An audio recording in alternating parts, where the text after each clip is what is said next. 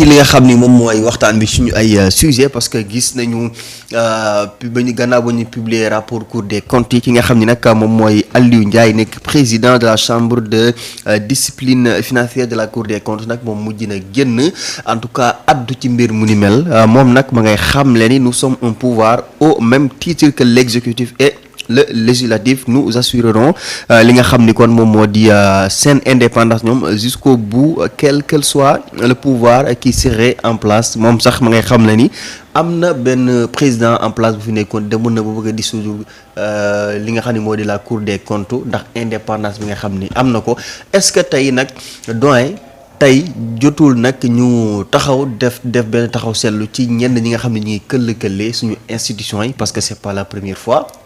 gis nañu fi ñu fi accusé woon ay nu mu tuddati membre conseil constitutionnel de corruption ba tey ñu ngi doon dégg ay plainte mais presque mujjul fenn tey Cour des comptes nekkaat benn institution def rapport am ñeneen ñu génnaat di ci wax ñu n'importe quoi ba ki nga xam ni tey mooy Aliou Ndiaye génn di ci indi ay leeral est-ce que loolu tey jàppoon ni justice su réew mi war na nag quand même taxaw pour jéem a dakkal lu mel. waaw justement.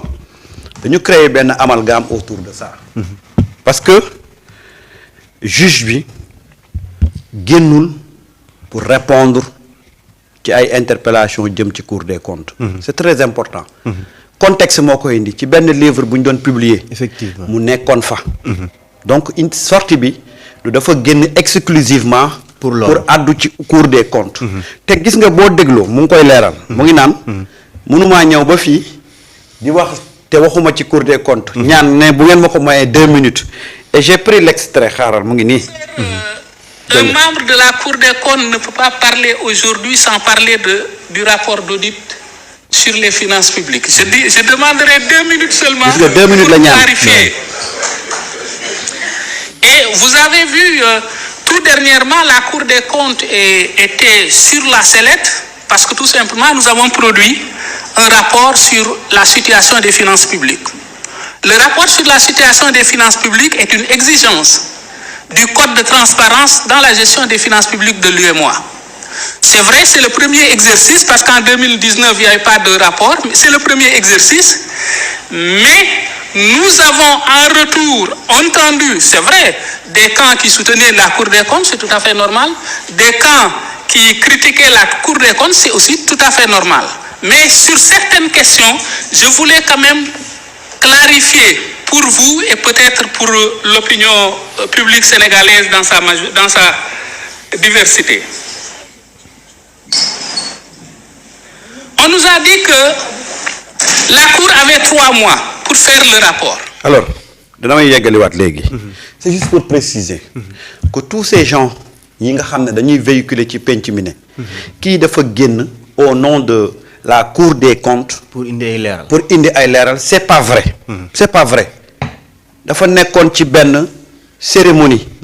mu ne en tant que un juge bu nekk ci membre Cour des comptes mu am opportunité war a wax ak public bi dañ koy may 2 minutes rek comme dafa tombeek rapport bi génn mu am ñu fi doon critiquer am ñu doon ànd mu ne nañ ko may 2 minutes rek mu indi leeral. donc il faut ñu préciser ne sortie bi defu ko exclusivement au nom de la Cour des comptes defu ko dafa tombe comme li ñuy wax rek tombe la mu nekkoon ci benn cérémonie mu ne xaaral ma profité ci waale rek leeral. alors lan la leeral et c'est important. ñu déglu li mu leeral. C'est vrai, si on regarde le code de transparence, il parle de 3 mois.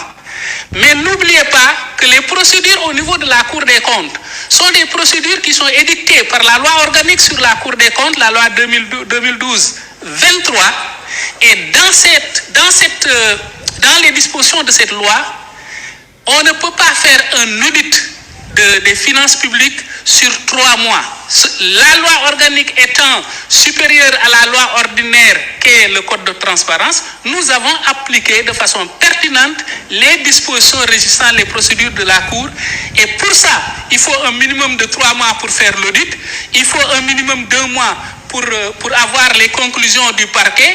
Et il faut un minimum de 2 mois pour faire le contradictoire. Ça veut dire que la Cour ne peut pas faire un rapport sur la situation des finances publiques en 3 mois. L'on a dit aussi que nous n'avons pas respecté le principe du contradictoire. La loi organique sur la Cour des comptes dit que toutes les procédures de la Cour sont écrites et contradictoires.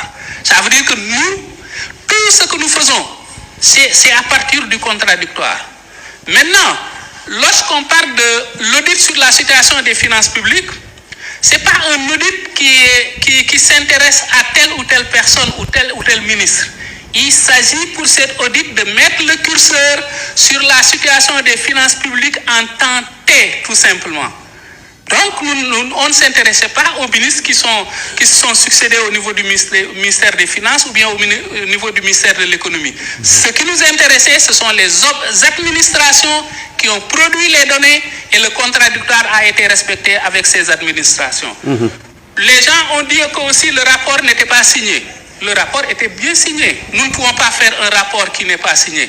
Maintenant, les publications au niveau du site de la Cour, c'est des publications où nous n'avons pas de signature au niveau de ces publications. Et là, vous allez dans n'importe Cour des comptes, y compris la Cour des comptes française, vous verrez qu'il n'y a aucun document signé au niveau du site. Alors, nii la demee. c'est-à-dire que invité nañ ko ci benn cérémonie. xanaa li mu wax leer na nañ. te gis nga lii mu wax nii. dafa conforter position gouvernement bi. ci liñ doon wax. deux dafa conforter ñi doon défendre rapport Cour des comptes. c'est très clair. c'est-à-dire que y a trois niveaux yoo xam ne dañ ko war a leeral benn bi mooy. c'est pas la Cour des comptes qui a fait une sortie c'est pas la Cour des comptes du tout. c'est un membre de la Cour des comptes qui a été invité ci beneen activité mu dem fa bi mu demee nag mu gis ne c'est une belle opportunité pour yenn suspicion yi doon am wala yenn débat yi doon am mu ñaan 2 minutes bañ na ko ba daa ñaan. pour leeral may leen ma 2 minutes ndax un juge bu bokk Cour des comptes am opportunité bi mënul ñàkk àddu ci li nga xam ne moom moo nekkoon sorti rapport bi. waaw te coow li bari. waaw te coow li bari ñu may ko mu leeral lii. benn bi mu njëkk a leeral. te maître te le ministre de la justice Ousmane Diagne waxoon na ko. nee na rapport bi mu génnee apostrophé wul des personnes. des ministres. dafa def une gestion globale. ni nii lañ yoree woon administration bi yii rëq-rëq la ñu nemmeeku maintenant dans le cadre te Ousmane Diagne wax na ko les qualifications pénales ça revient à la cour habilitée bi nga xam ne ñoom ñoo habilité pour def enquête parce que dañuy ubbi enquête on te donne un rapport on te dit voilà les problèmes qu'on a décelés maintenant dañuy ubbi enquête et puis on situe les responsabilités et on fait des qualifications pénales mais Cour des comptes li muy def mooy càmbar na gis na ay rëq-rëq teg na ko ci place publique bi bu ñu ko joxee nag autorités yi ñu xool kuréel gi ñu koy jox mu def saytu xool rëq-rëq yi ban département la concerné ak ñan ñoo ci impliqué wu. su ko defee loolu c'est un autre job boo xam ne yitteelul Cour des comptes. troisième chose bi nga xam ne doon def objet de polémique mooy signature bi ñu doon wax. naan gisuñu. signature bi mais moom wax na leen ko nee na leen signature bi ci document original bi nga xam ne. moom la ñuy jox. le président de la République. mais loolu bu ngeen demee fekk fa signature bi. mais tu ne peux pas à partir de leur portail de leur site nga fekk fa ay signature loolu même dans le cadre de la protection des données personnelles tu ne peux pas mettre la signature comme ça des signatures ne ko plancardé ko nii. des choses comme ça donc lii muy wax nii yépp position bu gouvernement bi amoon la. ak tous ces gens-là qui défendaient la crédibilité du rapport. et bu leer laa lu am solo. parce que ñu doon étiqueté Cour des comptes bi politique doyen moom xam le ne ni la Cour des comptes c'est une institution comme ni ko l'exécutif nekkee assemblée et que indépendance bi ñu am ñoom noonu la ko Cour des comptes amee mu nekk lu am solo doyen. waaw déggoo lu ma la wax gars yi dañoo nekk ci tappale kii li mu wax nii. moom la autorité yi wax mu ñëw confirmer ko c'est-à-dire que aujourd'hui parce que gis nga nit ki bëggul dégg dëgg.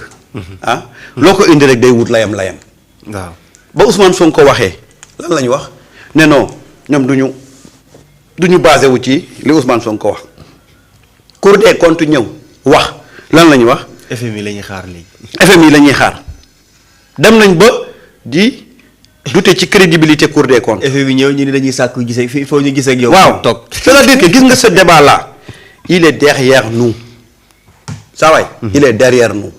xam nga le problème c'est quoi ñun on ne peut pas être dirigé par des institutions ba pare quand ça ne nous arrange pas ñu bëgg a remettre en cause la crédibilité de ces institutions là loolu mënul nekk ki bëggul dégg dëgg nag ah sa waay xoolal tu passes nga dem sa yoon def leneen parce que ñii tey boo leen indi loon lu ëpp loolu sax ñu remettre ko en cause mais ñoom xam nañ donc on est plus ci débat boobu aujourd'hui ce que les Sénégalais attendent c'est à partir des résultats du rapport de la Cour des comptes que les institutions habilitées à faire des enquêtes ñu def des enquêtes et puis les gens qui sont fautifs ñu traquer leen bu ñu leen waree tëj ñu tëj leen un point un trait il faut pas qu'ils nous retardent sur ce débat-là parce que c'est une question qui est derrière nous Sénégalais yi xam nañ l'état des finances publiques ce que les Sénégalais maintenant veulent savoir c'est qui a fait quoi dans ce bazar-là loolu la Sénégalais yi bëgg a xam mais pour del siwaat di wax ndax rapport bi crédible na war a crédible ce débat a été évacué et je pense que c'est moi je salue ce juge-là li mu def maa ngi koy saluer parce que toujours leeral dafay am solo ci penc mi surtout quand ça vient d'une voix autorisée comme ce juge-là mais je veux dire que les Sénégalais dépassé nañ ce débat-là. parce que am na ñu doon jug di bëgg a dugal xelu Sénégalais comme que ni tey ñi nga xam ne ñoo di les juges de cette cour dañu leen di manipuler. waaye yow loo gis nga les hommes politiques ñoom ñoo nekk ci seen ginnaaw mooy ñi nekk ci régime bi jamono jii nii di leen manipuler ba def loolu leen. li nga xam ne moo jëm Bara ñii dañu war a noppi c'est-à-dire que dañu war a noppi gis nga le rapport là c'est derrière nous Sénégalais yi tey la majeure partie xam nañ. li xew ci rapport bi xam nañ liñ ci def xam nañ fi réew mi toll niñ ko yàqee loolu kenn mënatu koo génne ci xelu Sénégalais yi xam nga léegi Sénégalais yi xam nga lu ñuy xaar enquête bi commencé ñu situer les responsabilités pénales et puis ñu daal di leen di daan loolu la Sénégalais yi di xaar mais gis nga pour débat bi ñu doon def noonu jëm nañoo wax lu ne nag jëm nañoo wax lu ne mais c'est peine perdue mais je rappelle une fois encore que ce juge-là génnul au nom de la Cour des comptes. C'est pas la Cour des comptes qui tenait une conférence de presse. Parce que boo dégloo ci seen ni ñuy xëyee traité ko tu as l'impression que c'est la Cour des comptes moo doon def conférence de presse pour se laver à grande eau xam nga c'est pas vrai kii dafa demoon ci benn cérémonie am opportunité lu mu message bu mu lancé jëm ci leeral le rapport mu def ko. Et moi je trouve que c'est bien parce que dafa ñëw rek confirmer waat li nit ñi waxoon li autorités yi waxoon et puis on avance. mu yàlla ci leneen justice bi doyen parce que am nañ ci gis nañu récemment kii di Mimi Touré daal di génn addu ci lu ni mel parce que gis nañu Ousmane Diagne foofu la ci Assemblée nationale mu wax que ni du accepter benn yoon ñu koy mettre la pression mais ki la di Mimi Touré jàpp na ni surtout moom ci rapport Covid-19 bi maanaam gravité yi am foofu noonu tey mënuñu comprendre boobu ba léegi quand même justice bi traîné ci dossier wu ñenn ñi maanaam ba tey yenn arrestation yi nga xam ni bon même su fekkente ne mi ngi am mais yenn arrestation yenn yi ba tey gisaguñu ko te askan bi ñu ngi koy xaar bu baax a baax. foofu it dafa am manipulation. dafa am manipulation yu am solo gis nga boo xoolee tey am na benn journal bu titré ne c'est Mimi Touré qui est derrière qui tire les ficelles c'est pas vrai. xam nga gars yi je vais vous dire une chose. Il faut faire très attention ci les manipulateurs gars yi dañ gis nga parce que manipulateur dañuy toog tëgg seen schéma. tey manipulateurs yi xool nañ ci réseaux sociaux yu bari que à chaque fois que ñuy wax justice